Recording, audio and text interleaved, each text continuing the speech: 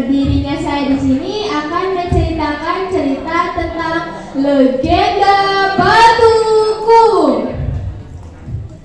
Pada suatu waktu di masa yang lampau, hiduplah seorang kepala desa yang sangat sewenang-wenang terhadap rakyatnya.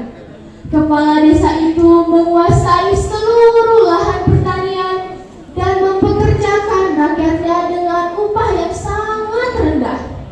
Bagi rakyat yang membangkang perintahnya, kepala desa itu tidak segan-segan memerintahkan anak buahnya untuk melakukan penyiksaan. Memimpin dengan sewenang-wenang dan kejam membuat kepala desa itu mudah mengumpulkan harta. Tidak terhitung jumlah kekayaannya dari hasil memeras keringat rakyatnya.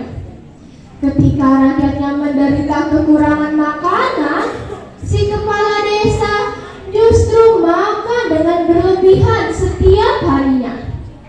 Suatu hari datanglah seorang kakek tua ke rumah kepala desa itu. Kakek itu terlihat sangat lusuh dan seperti pengemis.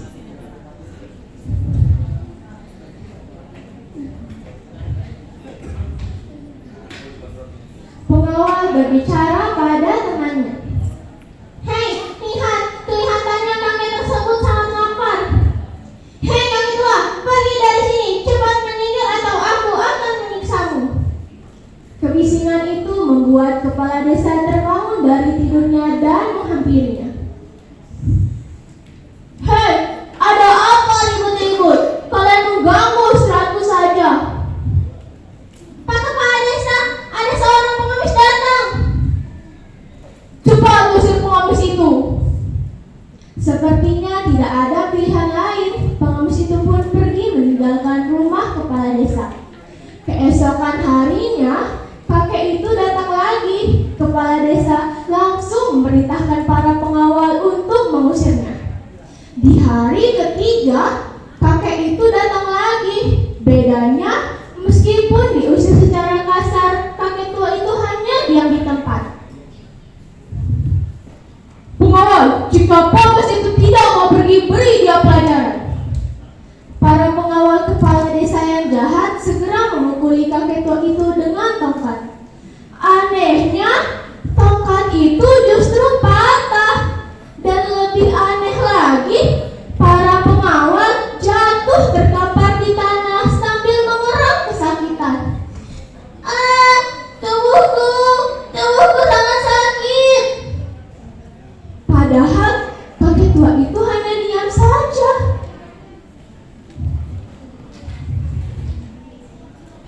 "Hei kepala desa, aku datang ke sini secara baik-baik, dan sekarang untuk ketiga kalinya kamu memperlakukanmu dengan cara yang sangat buruk.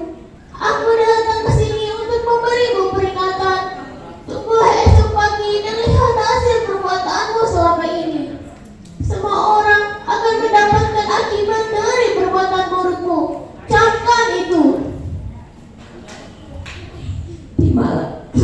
Di malam harinya, kepala desa menjadi sulit tidur karena rasa takutnya mendengar apa yang disampaikan kakek tua itu.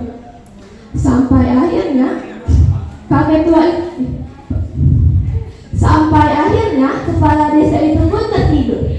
Pagi harinya, "Kakiku, kenapa kakiku? Tidak bisa digerakkan. Pengawal, tolong, tolong." Pengawal pun segera menghampiri kepala desa itu.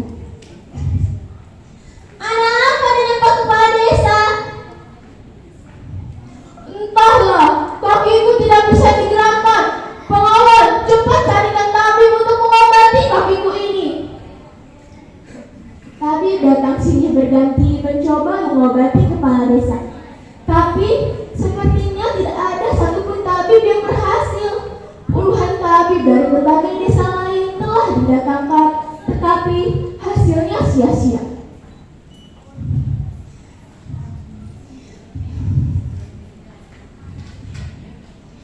"Pak Desa, lihatlah dirimu. Ini semua karena ulahku sendiri." "Tolonglah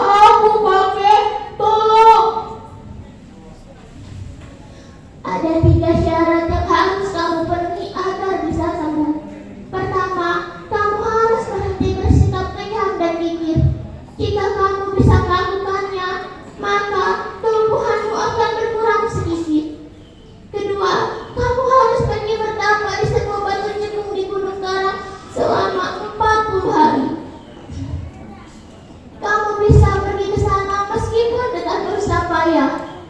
Dan ketiga, kamu harus membagi-bagikan semua harta kekayaanmu kepada warga, karena harta itu telah kamu dapatkan dengan cara yang sangat buruk, sehingga kamu telah memakan apa yang bukan yang menjadi hakmu.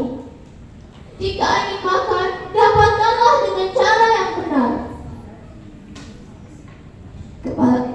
Kepala desa mengikuti apa yang disampaikan kakek tua itu. Ia meninggalkan sifatnya yang kejam, bengis, kikir, dan sombong.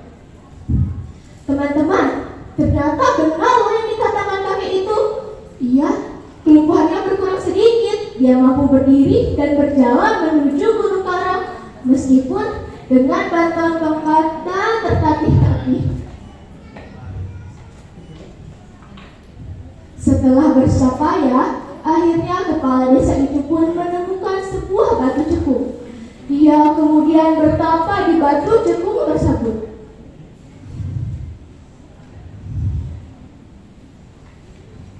Kepala desa itu bertapa dengan sungguh-sungguh. Teriknya siang, angin kencang, dan malam hari yang menggigil dilaluinya tanpa menyerah. Dan di hari yang ke-40, tiba-tiba saja di dekat kepala desa itu bertapa muncul sumber mata air panas. Melihat munculnya sumber mata air panas itu, kepala desa menghentikan pertapaannya dan berendam di mata air panas tersebut. Tidak berapa lama kemudian, kelumpuhannya sembuh total loh. Tubuhnya terasa sangat segar meskipun telah menjalani pertapaan selama 40 hari. Teman-teman, sekembalinya dari bertapa, kepala desa itu membagi-bagikan semua harta kekayaannya kepada warga. Semua tanahnya pun diberikan kepada para petani. Ia hanya menyisakan sepetak kecil sawah untuk memenuhi kebutuhannya sehari-hari. Karena menyadari kesalahannya selama ini, dia tidak menyesal jatuh miskin dan harus bekerja di sawah. Sumber mata air panas itu sekarang dikenal dengan nama Batu Kuwung. Batu Kuwung artinya adalah batu cekung sebagaimana halnya tempat kepala desa itu bertapa. Batu Kuwung kemudian menjadi salah satu tempat wisata pemandian air panas yang terletak di Desa Batu Kuwung, Kecamatan Padarijang, Kabupaten Serang, Provinsi Banten. Sekian dari saya. Wassalamualaikum warahmatullahi wabarakatuh. Waalaikumsalam warahmatullahi wabarakatuh. Untuk